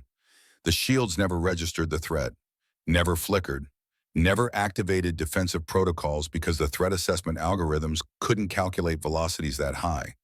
The hypervelocity rounds simply ignored the elegant energy barriers and delivered kinetic death with absolute certainty. The 3rd guard raised his weapon with commendable speed, training kicking in even as his squad mates fell. But Lyria was already moving. She had learned from Garrett, learned that sometimes the answer to a sophisticated threat was brutal simplicity. Her monofilament blade, not an energy weapon, just a molecule-thin edge of crystalline material, sliced through the power coupling on the guard's rifle before he could fire. Garrett finished him with a close-range shot that echoed through the corridor like thunder in a steel tunnel. The 4th guard triggered his comm with desperate speed, warning central security, calling for backup, trying to complete his function even as death approached. But Lyria was faster. She leaped, using Garrett's shoulder as a springboard without conscious thought. Her lighter mass and enhanced agility carrying her across the distance in a single bound that would have been impossible in higher gravity. She landed on the guard's back. Her blade found the weak point where helmet met chest armor, the vulnerable joint that every armor design shared because biology required flexibility. The guard dropped. 20 seconds before that comm alert reaches central security, Lyria said. Her breathing was steady, controlled. She felt alive in a way she never had before, not following orders, making decisions, taking action on her own authority, fighting for something she believed in rather than something she had been programmed to accept. Then we run, Garrett said. They sprinted through corridors and maintenance shafts, Lyria's enhanced perception mapping the route in real time, adjusting for obstacles, finding paths that should not have existed because designers never imagined someone with her training would use their own security protocols against them. She was not just following training anymore. She was improvising, adapting, thinking independently about solutions rather than executing predetermined responses. They reached the security substation just as alarms began to blare throughout the facility, wailing sirens that announced intruders to every guard and automated system. I need 3 minutes, Lyria said. Her hands were already flying over the substation's interface. Her Karun technical training allowing her to navigate the security systems with native fluency. This was her species' technology, her people's design philosophy. She understood it at an instinctive level that human operators never could. You've got to, Garrett replied, taking position at the door with the Sovereign raised. After that, they'll converge on this position. Send everything they have. Lyria worked with frantic efficiency, but beneath the urgency was clarity, purpose. She understood these systems, had studied them, had used them on countless infiltration missions for the Syndicate. They had trained her to be the perfect infiltrator of security systems exactly like this one. They just never considered she might infiltrate them. She looped camera feeds, created false corridors in the tracking algorithms showing intruders 3 levels away from their actual position, opened a direct path to the server core while making the security system believe hostile forces were moving in the opposite direction. It was elegant work, sophisticated manipulation that required deep understanding of Karun engineering principles and the assumptions built into every security system. Done, she called. We have 15 minutes before the loops degrade and the system realizes the manipulation. They ran deeper into the facility, leaving behind confused security teams chasing phantom signals, following routes that Lyria navigated from memory and intuition. Garrett followed, trusting her judgment, her expertise. This was her operation now, her tactical command. He provided support and firepower, but the decisions were hers. The server core was a massive chamber filled with towering data storage arrays, each one protected by redundant shielding and cooled by flowing cryogenic fluids that maintained optimal operating temperatures. The air was cold enough to make even Garrett's breath visible in white clouds. The hum of processing systems created a low-frequency vibration that Lyria could feel in her bones. This was the heart of the Syndicate's data infrastructure. Everything they knew, everything they controlled, all concentrated in physical systems because even they didn't trust purely digital storage. At the center was the primary access terminal, their target. "This is it," Lyria said, moving to the console, her fingers already accessing the interface with the speed and certainty of someone who had trained on similar systems for years. Pulling up the files now. Garrett kept watch while Lyria worked. The Syndicate's records were extensive: contracts, bounties, operational data stretching back decades, financial records showing profits from weapon sales and assassinations, and technologies sold to the highest bidder. She found Garrett's file first, marked with priority flags and renewal dates. A standing order to terminate on site, the price increasing annually as the Syndicate became more desperate to eliminate someone who knew too much. Then she found her own file. It was larger than expected, filled with performance evaluations, psychological assessments, training records dating back 15 years. Every mission she had completed, every target she had eliminated, every decision she had made, all of it documented, analyzed, used to refine her into the perfect tool, to identify weaknesses and eliminate them, to reinforce behaviors that made her more effective at killing without questioning. And at the end, a final entry added just hours ago. Set compromised. Terminate immediately. All available resources authorized. Got them both, Lyria said. Her voice was steady despite the cold fury building in her chest, despite seeing her entire adult life reduced to entries in a database. Performance metrics for a tool that had outlived its usefulness. Erasing now. But as the files began to delete, new alarms erupted, different from the earlier warnings. Red light flooded the chamber in pulsing waves. Lyria's terminal flashed warnings in characters that spelled disaster. "They know we're here," she said, reading the system alerts with growing concern. The deletion triggered a secondary security protocol. Someone's been monitoring the system, waiting for exactly this attempt. "How long until it completes?" Garrett asked, his voice calm despite the escalating threat. 2 minutes, maybe less if the system doesn't try to counter the deletion. Lyria's fingers flew across the interface, countering defensive protocols, accelerating the erasure, fighting a digital war against security systems designed by the same people who had trained her. The far wall exploded inward. Lyria spun, her shield flaring to full power instinctively, her hand moving to the carbine, every combat instinct screaming as she prepared for Syndicate enforcers, for automated defense systems, for whatever the facility's last line of defense might be.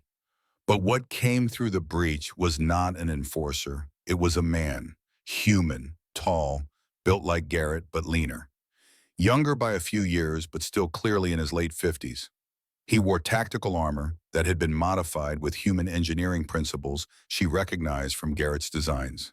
Kinetic plates, mechanical reinforcement, no energy shields, no sophisticated systems that could fail. Just brutal, reliable protection built on principles of mass and momentum. and in his hands was a weapon that made even the Sovereign look modest. A rail rifle, longer barrel, higher velocity, designed for distance and penetration, built to defeat any defense through sheer kinetic superiority. The man's eyes found Garrett, and something that might have been regret flashed across his weathered face before hardening into resolve. "Hello, Garrett," he said. His voice was rough, familiar in a way that made Lyria's tactical sense scream warnings. This was not a stranger. This was someone Garrett knew. Someone important. Garrett had frozen, the Sovereign lowering slightly, his gray eyes wide with shock that Lyria had never seen in him before. Genuine surprise breaking through his usual certainty. "Ethan," he whispered, voice strained with emotions Lyria couldn't fully parse. "You're dead. The Syndicate killed you 2 years ago. They told me—" "No." The man Ethan Valorous, Lyria realized with sudden understanding, stepped fully into the chamber. The rail rifle remained trained on Garrett with the steady aim of someone who had made a decision and wouldn't waver. "The Syndicate recruited me 2 years ago, after I realized what you were planning to do with our research, after I understood that you were going to betray everything we built." Lyria felt everything crystallize. This was Garrett's former partner, the one who had supposedly been eliminated. The one whose death had been used to motivate Garrett's vendetta against the Syndicate. The death that had been a lie, a manipulation, a way to recruit one engineer by convincing another that loyalty meant nothing.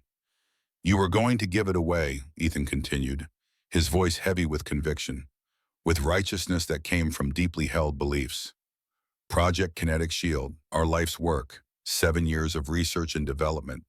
You wanted to publish it, make it open source. Let every species in the galaxy have access to technology that could break human advantages.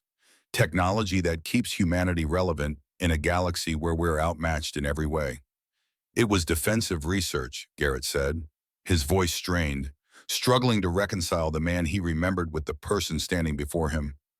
"Meant to protect, to give human soldiers a chance against superior technology, not to dominate.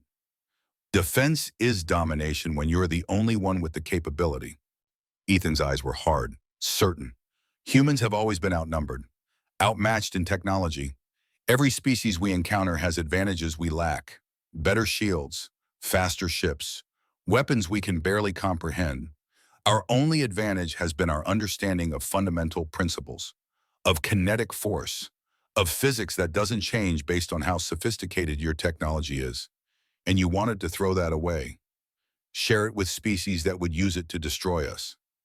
So you joined the Syndicate," Lyria said, drawing Ethan's attention to her for the first time. "You betrayed your partner, your principles, everything you claimed to believe. For what profit? Power?" Ethan's gaze shifted to her, assessing, calculating.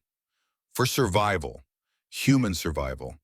The Syndicate understands what Garrett refuses to accept, that this galaxy is a zero-sum game, that every technological advantage we share makes humanity weaker, that eventually species like yours—" he gestured at Lyria with the rifle, "it will use our own innovations to subjugate us, to reduce humanity to irrelevance or extinction."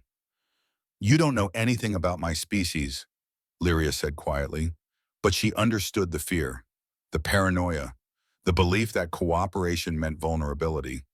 "I know enough. I know the Karen had conquered 17 star systems before humanity even achieved faster-than-light travel. I know your military could wipe out Earth's population in a matter of months if you decided we were a threat. I know the only reason you haven't is because we're useful, because we build things, engineer solutions, provide technology you can refine and claim as your own." He turned back to Garrett. "I'm giving humanity a future, a chance to level the playing field, to have weapons that can't be countered by elegant shields and sophisticated defenses. And I'm doing it by making sure our research stays in human hands, by ensuring that every species that wants to challenge us has to pay for the privilege. That humans control the technology rather than giving it away to people who will use it against us. By selling it to the highest bidder," Garrett said, voice heavy with disappointment. "By starting an arms race that will kill millions. By turning defensive research into a weapon of profit. By ensuring humans survive in a galaxy that would prefer we didn't." Ethan's finger moved closer to the trigger. I'm sorry, old friend, but I can't let you destroy what we built, what I've protected for 5 years, what will keep humanity relevant for generations. Lyria watched Garrett's face, saw the heartbreak there, the betrayal. This was not just a former partner. This was someone Garrett had trusted, worked beside for years, considered family in the way that soldiers and researchers bonded over shared purpose. Someone whose supposed death had motivated Garrett's vendetta against the syndicate, and now that person was going to kill him. The data deletion was at 90%. So close. But Ethan's rail rifle was aimed directly at Garrett's chest. At this range, even Garrett's tactical armor would not stop the hyper-velocity round. The tungsten slug would punch through and continue through his body and exit out his back with enough remaining velocity to embed itself in the wall behind him. Lyria had a choice.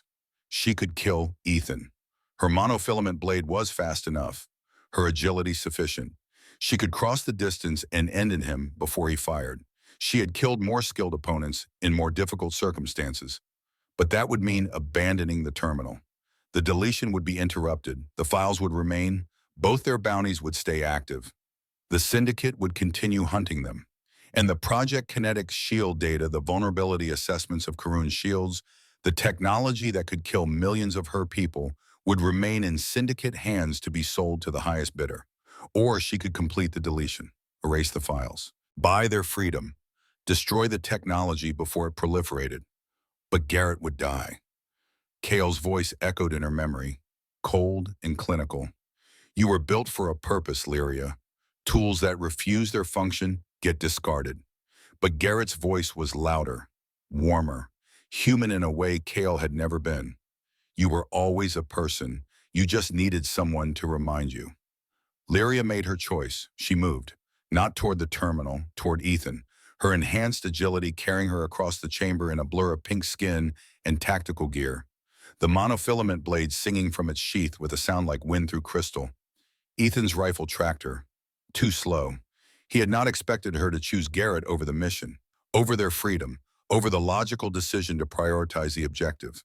His training and tactics were built on assumptions about how rational operators behaved, about cost-benefit analysis, about choosing mission success over personal loyalty.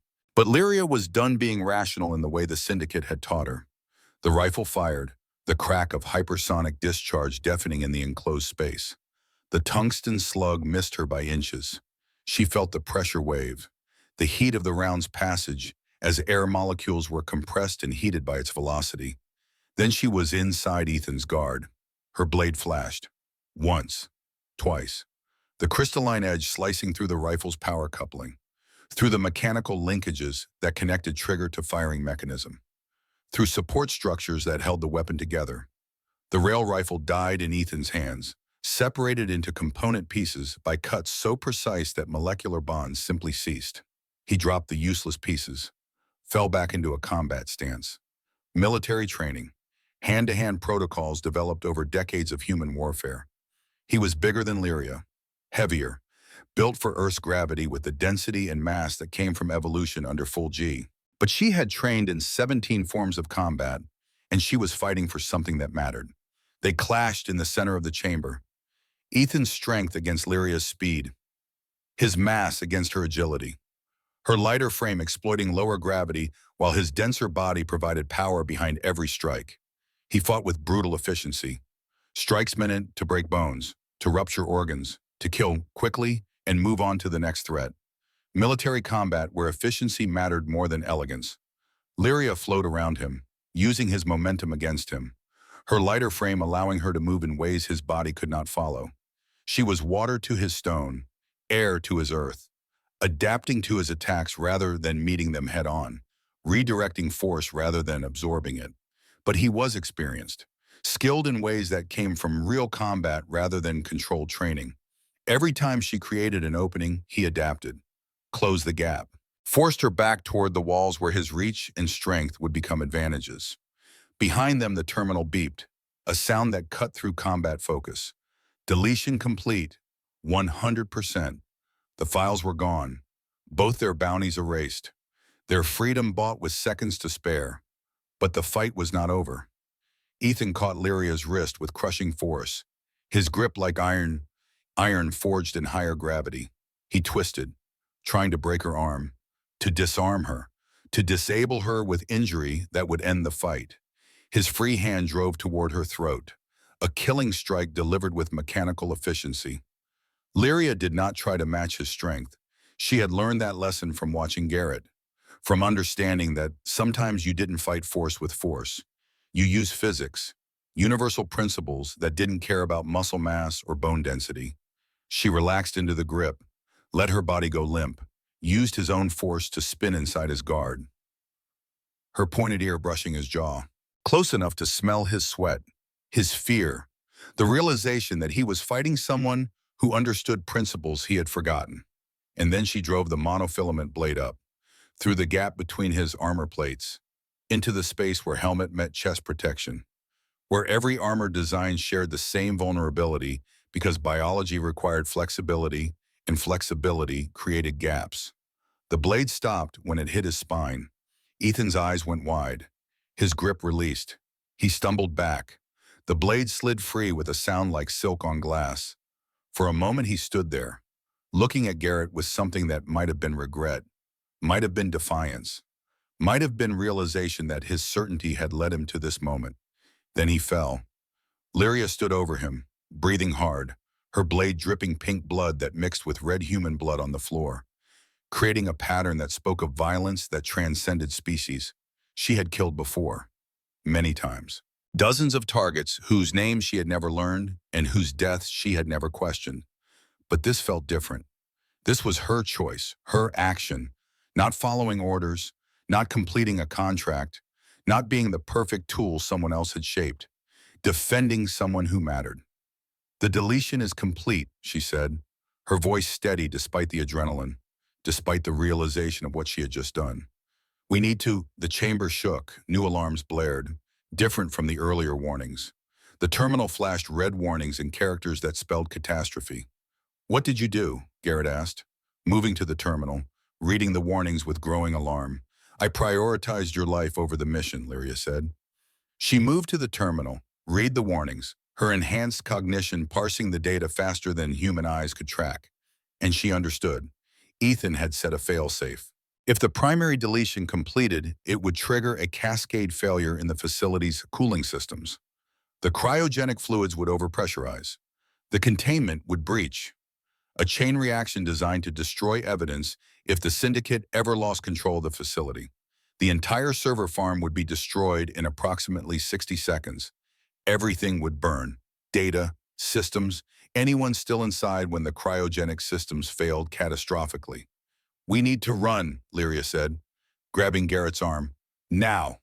Garrett pulled her toward the exit, but Lyria paused, looked back at Ethan's body, at the man who had betrayed his partner for ideology, who had believed so deeply in human supremacy that he had become what he claimed to oppose. A tool of the syndicate, a weapon aimed at anyone who threatened their profits. "I'm sorry," she whispered, not to Ethan, to Garrett, for the loss, for the betrayal, for the pain of learning that someone you trusted could become your enemy through conviction rather than corruption. Then they ran. The facility was collapsing. Not from physical destruction, from catastrophic system failure. Cryogenic coolant breaching containment throughout the server farm. Temperature dropping at rates that turned air toxic. That made metal brittle. That transformed elegant technology into hazards more deadly than any weapon. Lyria led them through corridors that were freezing solid, ice forming on walls in crystalline patterns, conduits bursting from thermal stress, the elegant systems of the syndicate turning against themselves, failing in cascades that grew exponentially as each system's failure triggered failures in dependent systems. She could hear security teams scrambling, trying to contain the damage, trying to reach them, trying to save the data before it was lost forever. But the facility itself was the enemy now, turning their own sophisticated defenses into hazards. Garrett stumbled, his breath coming in ragged gasps that formed white clouds in the rapidly cooling air. The cold affecting him more than Lyria, his human biology struggling with temperature drops that her Karun evolution was better equipped to handle. "Keep moving," Lyria said. She grabbed his arm, pulled him forward. Role reversal from their first escape. Then he had carried her. Now she was pulling him, supporting his greater mass with leverage and determination. Can't, Garrett's voice was strained. Too cold. You will move, Lyria said. Her voice had steel in it. Command born not from training, but from will. You taught me that universal laws are absolute, that results matter. Well, your survival matters to me, and the result I want is both of us leaving here alive. Now run. They burst into a larger chamber, one of the facility's main server halls. Cryogenic pipes ran along the ceiling, already fracturing from overpressure, leaking liquid nitrogen that created clouds of vapor and areas of flash freeze where it contacted warmer surfaces. Lyria's tactical sense screamed warnings, physics and chemistry combining in deadly ways. Cover your face, she shouted. The pipes burst. Liquid nitrogen geysered into the chamber. The temperature plummeted from cold to Arctic in seconds. Frost spreading across surfaces in crackling waves. Everything metal became brittle. Glass shattered. Even the air seemed to crystallize into particles that burned lungs. But Lyria had seen this happen in the previous chamber. Had watched how Ethan's armor had reacted to extreme cold. How temperature differential created vulnerabilities. How systems designed for normal operations failed catastrophically under conditions they were never meant to handle. She understood now. Understood the fundamental principle Garrett had been teaching her. Systems failed. Technology broke. But universal laws remained constant. And those laws could be used as weapons if you understood them deeply enough. They ran through the freezing chamber. Lyria's Karun biology more resistant to temperature extremes that came from evolution on a world with more dramatic climate variations. She kept Garrett moving, kept him on his feet, pulled him toward the maintenance tunnels with strength born from desperation. Behind them, something massive groaned, the server arrays. Their sophisticated cooling systems overwhelmed by the very substance meant to protect them, beginning to collapse under their own weight as structural supports became brittle from cold they were never designed to withstand. Faster, Lyria urged. They reached the maintenance hatch, the same one they had breached to enter hours earlier. Lyria hauled Garrett through, into the relative warmth of the station's infrastructure. Behind them, the server farm was dying. Elegant technology destroying itself in a cascade of failures that spread exponentially. They tumbled into the lower-level transit hub, covered in frost that made them look like statues, soaked with sweat beneath that was already freezing, gasping for air that did not burn their lungs with cold. Alive. Lyria pulled Garrett into a maintenance alcove, checking him for injuries, for frostbite, for any sign that the cold had damaged him beyond his body's ability to recover. His lips were blue, his fingers shaking, but his eyes were clear, aware, still functioning despite the physiological stress. You saved me, he said, voice rough from cold air. You saved me first, Lyria replied. This is just returning the favor. No, Garrett's hand found hers, squeezed with what strength he had left.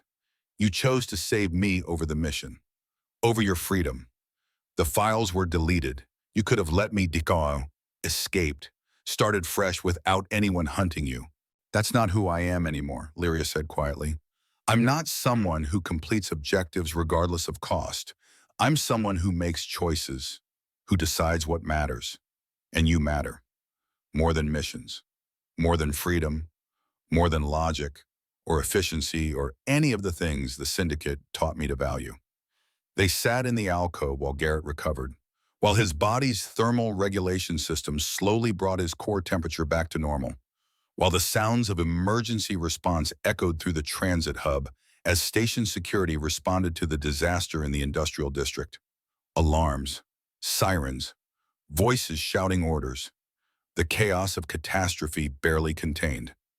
We did it, Lyria said finally. The bounties are erased.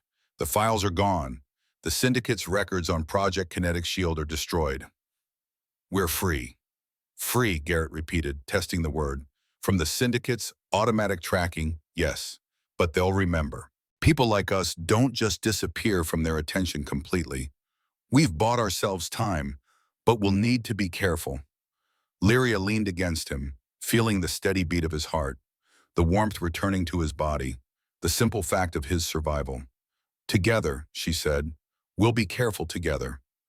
Garrett's arm came around her, protective, equal, partnership, not possession. Together, the return to Garrett's penthouse took hours of careful movement through the station's maintenance arteries, avoiding security checkpoints, staying clear of surveillance that would connect them to the industrial district disaster. By the time they keyed the door, both were exhausted, running on determination and the last reserves of adrenaline. The suite had been cleaned, station services had repaired the damage from the original firefight, replaced the shattered windows, removed all evidence of violence. It was as if the attack had never happened, as if their entire ordeal was something that could be erased with enough time and money. But Lyria remembered, would always remember. Garrett moved to the transponder steel windows, looking out at New Horizons' lower rings where their escape had begun, where everything had changed, where an assassin sent to kill an engineer had instead found partnership. Lyria joined him, her hand finding his, their fingers intertwining with the easy familiarity of people who had survived together. "What happens now?" she asked. "Now we adapt. The syndicate will realize eventually that their records were compromised. They'll investigate, but without official files, without standing bounties in their systems, we're just two more people in a station of millions. We've bought ourselves anonymity, at least temporarily." And after that, Garrett turned to face her, his expression serious. "After that, we build something new. You have skills the galaxy needs. Infiltration, security consultation, technical expertise. I have engineering knowledge and contacts throughout the human military-industrial sector. We could establish ourselves as independent operators, choose our contracts, set our terms, work for causes we believe in, rather than organizations that see us as disposable." "A partnership," Lyria said. "An equal partnership." Garrett's hand came up to cup her cheek, his thumb tracing the faint scar on her temple where she had torn out the comm implant.